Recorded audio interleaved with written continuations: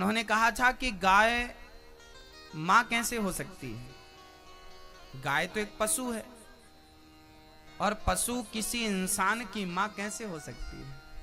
ऐसा high court, supreme court के retired जज का बयान था, उनकी दलीलें थी। उन्होंने कहा था कि गाय पशु है, वो इंसान की मां कैसे हो सकती है? ये लोग चिल्लाते रहते हैं गौ माता गौ माता गौ माता। गाय पशु है, मनुष्य की मां कैसे हो सकती है उनके? अब शायद वो सुन रहे हैं कि नहीं मुझे तो नहीं पता, पर सुन रहे हो तो अच्छी बात है, हम उनको उनकी प्रश्न का उत्तर दे दें। स्वामी विवेकानंद जी से पूछा गया था विदेश में कि आपके भारत में किस जानवर का दूध सबसे अच्छा होता है? तो स्वामी विवेकानंद जी ने कहा था कि भैंस का दूध सबसे बेस्ट होता है। विदेशी लोगों ने कहा कि आपके यहां तो गाय का दूध अच्छा माना जाता है, आप भैंस का बोल रहे हैं। तो स्वामी विवेकानंद जी ने कहा था कि आपने पूछा है किस जानवर का दूध अच्छा है, तो भैंस जानवर है, गाय जानवर नहीं है, गाय हम सबकी मां है। वो जानवर के रूप में है हम सबकी मां। अब वो मां है, ये कैसे सिद्ध होगा? आइए समझते हैं। देखिए, हम भारतीय लोग आस्थावान लोग हैं। हम लोग पीपल की भी पूजा करते हैं क्योंकि उसमें सारे देवी देवताओं का वास होता है। अच्छा, आपकी मम्मी, आपकी दादी, आपकी नानी पीपल की पूजा करती थी कि नहीं? वो अंगूठा छाप थी, अनपढ़ थी, पर पीपल की पूजा करती थी। पीपल पे जल चढ़ाना, पीपल पे दिया रखना करती थी। वो अनपढ़ थी फिर भी करती थी। अब प्रश्न ये खड़ा हुआ, वो क्यों करती थी? उन्हें पता था कि पीपल ही एक ऐसा वृक्ष है जो प्रकृति के बढ़ने वाले प्रदूषण को समाप्त कर सकता है। 24 घंटे ऑक्सीजन देने वाला सृष्टि में कोई वृक्ष है तो उसका नाम पीपल है।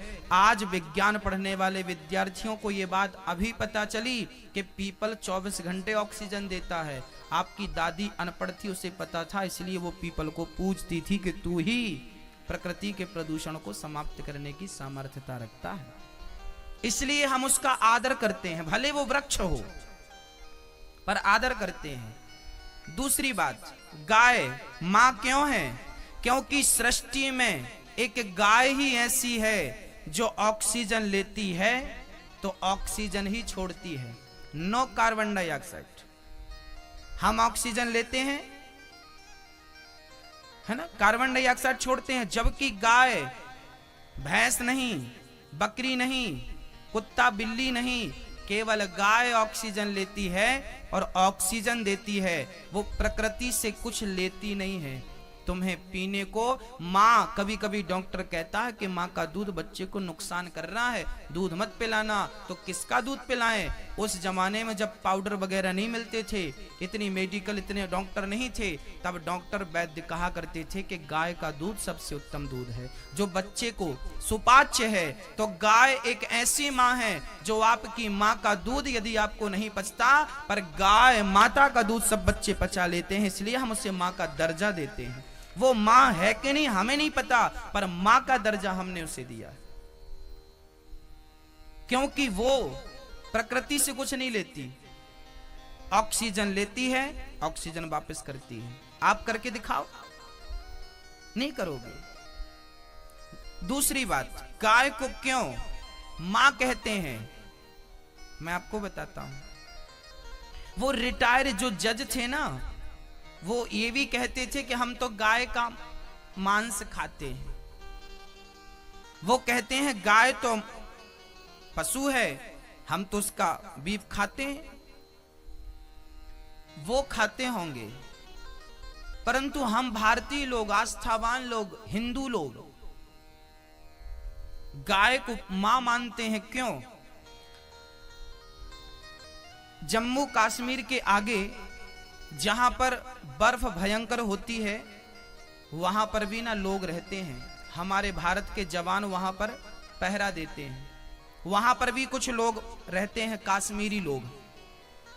उन काश्मीरी लोगों से कभी आप मिलें तो वो बताएंगे वहां पर बकरी नहीं होती, याद रखना, वहां पर भैंस नहीं होती, ये भी समझ लेना, वहां पर केवल गाय होती है। पूछा गया कि क्यों? बोले इतना माइनस तापमान है, इतनी ज्यादा बर्फ, इतनी ज्यादा सर्दी है कि भैंस को यहां लाते हैं तो मर जाती है, बकरी को यहां लाते हैं तो बकरी मर जाती है। लेकिन इस तापमान पर भी, इस टेम्परेचर में भी वहां पर गाय ने अपने आप को अनुकूलित किया और गाय ने जिंदा रह करके वहां के लोगों को दूध पिलाकर जिंदा रखा। गाय ऐसी है जो अपने बच्चों के लिए बर्फ में भी जिंदा रह सकती है और रहती है। भैंस जहां जिंदा नहीं रहती वहां गाय जिंदा रहती है, अनुकूलित है उसकी बॉडी, उसका शरीर।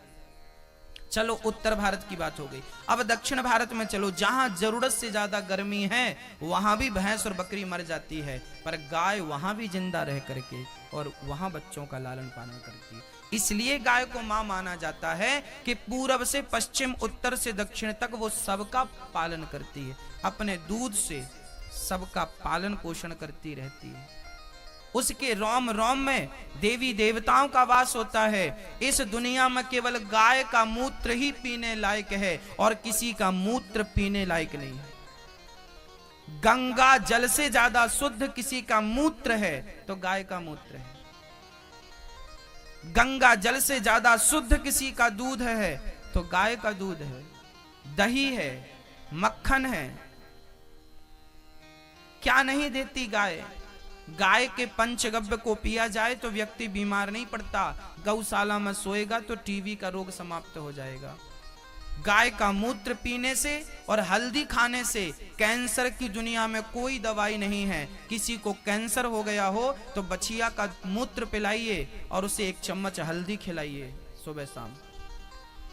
कैंसर जैसी बीमारी को ठीक करने की ताकत गौमूत्र में है। ऐसा मैं नहीं कहता, ऐसे बड़े बड़े वैज्ञानिक रिसर्च कर रहे हैं गाय के मूत्र पर, बड़े बड़े शोध चल रहे हैं गाय के मूत्र पर। इसलिए उसे भगवान कहा, इसलिए उसे मां कहा जाता है। फिर भी किसी को गाय पर डाउट हो तो फिर हम क्या कहें?